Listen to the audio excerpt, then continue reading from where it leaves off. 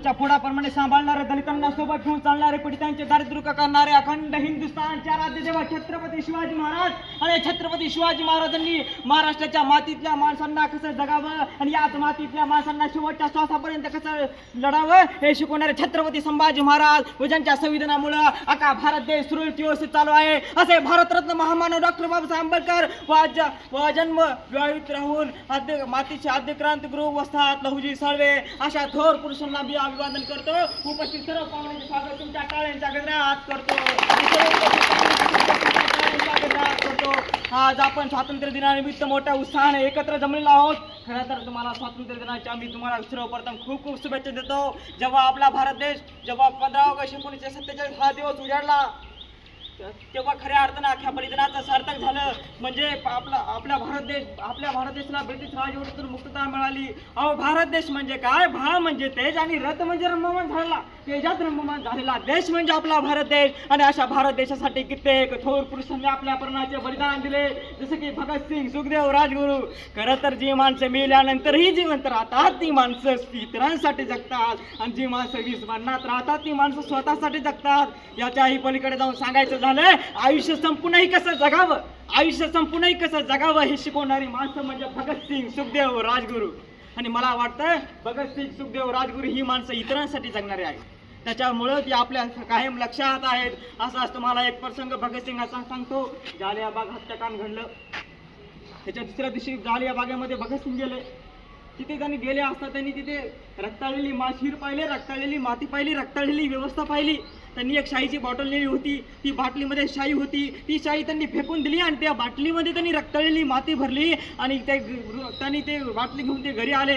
घरी निघून आले असता त्यांनी एक रुमाल घेतला. तो रुमाल एक पानात पसरवला आणि चक्क माझा 12 वर्षाचा सर्जा भगतसिंग म्हणतो तर कसा बस झालं. आता जगायचं या भारत मातेसाठी, आता लढायचं या भारत मातेसाठी आणि मरायचं देखील या भारत मातेसाठी, या मातीच्या अस्मितेसाठी, या मातीच्या स्वाभिमानासाठी, या मातीला पुन्हा एकदा मुक्त करण्यासाठी.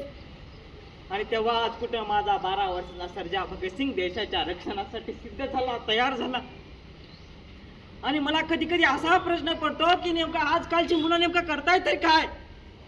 तेव्हा माझा 12 वर्षाचा सर्जा भगतसिंग देशाच्या रक्षणासाठी मरायला तयार होतो आणि इकडे कुठं माझा 22 वर्षाचा सर्जा भगतसिंग वेगवेगळ्या गेम्स खेळून, वेगवेगळ्या प्रेमाच्या भानगडीत पडून, प्रेमाच्या आणि गेमाच्या खूप आहारी जाऊन कधी कधी त्याला धोका मिळतो. तो आपल्या आयुष्याचा शेवट करतो. ही मोठी शोकांतिका आहे बांधवांनो. अरे कोई नोटों के लिए मर गया तो कोई वोटों के लिए मर गया. अरे कोई नोटों के लिए मर गया तो कोई वोटों के लिए मर गया. पर मेरा भगत सिंह, सुखदेव, राजगुरु इस देश की क्रांति के लिए मर गए, इस देश की क्रांति के लिए मर गए. तुम्हाला भगतसिंगाचा अजून एक प्रसंग सांगतो. जेव्हा भगतसिंग लग्नाच्या वयात येतात त्यांची आई त्यांना सांगते भगत तुझं आता लग्न करायचंय. तर माझा सर्जा भगतसिंग त्याच्या आईचं पूर्ण बोलणं न ऐकतात कसा म्हणतो, आई मला त्या बाईची सेवा करायची नाही, मला त्या भारत मातेची सेवा करायची आहे. आणि मी त्या भारत मातेची शपथ घेतली आहे की मला लढायचंय त्या भारत मातेसाठी, मला जगायचंय त्या भारत मातेसाठी आणि मरायचं देखील या भारत मातेसाठी, या मातीच्या अस्मितेसाठी, या मातीच्या स्वाभिमानासाठी. आणि जेव्हा हे शब्द आपल्या पोराचे ऐकून त्या आईच्या डोळ्यात पाणी आले, आई ढसढस रडू लागली. तेव्हा माझा सर्जा भगतसिंग त्याच्या आईला म्हणतो, आई रडू नकोस, तू का ऐऱ्या गैऱ्याची आई नाहीस, तू एका शूरवीराची आई आहेस. आणि तू जर असं रडत बसशील तर ते इंग्रज आम्हाला पडकुटे समजतील. अरे कळू दे त्या इंग्रजांना, अरे कळू दे त्या टोपेकरांना की आमच्या वाटेवर येऊन आमच्याशी वाटमारी करणाऱ्याशी आम्ही त्यांच्या वाटेवर जाऊन त्यांची वाट लावल्याशिवाय आम्ही आमच्या वाटेवर सरकत नाही. त्यांनाही कळू दे. आणि असाच भगतसिंगाचा तुम्ही हा प्रसंग आठवून बघा, तुमच्या डोळ्यासमोर आणा. वयाच्या केवळ 23 वर्ष असताना त्यांना फाशी देण्यात आली. खरं तर भगतसिंग, सुखदेव, राजगुरूला 24 मार्चला फाशी देण्याचं ठरलं होतं. पण या जुलमी इंग्रजांनी माझ्या भगतसिंग, सुखदेव, राजगुरूला 23 मार्चला फाशी देण्याचं ठरवलं. त्यांना माहित होतं की 24 मार्च जर दिवस उजाडला तर भगतसिंग, सुखदेव, राजगुरूची फाशी रद्द होईल. आणि एकदा फाशी जर रद्द झाली तर आपल्या भारत देशावर राज्य करता येणार नाही. त्यांना माहित होतं. म्हणून या जुलमी इंग्रजांनी माझ्या भगतसिंग, सुखदेव, राजगुरूला 23 मार्चला फाशी देण्याचं ठरवलं. 23 मार्चचा फक्त एक तास शिल्लक राहिला अवघा.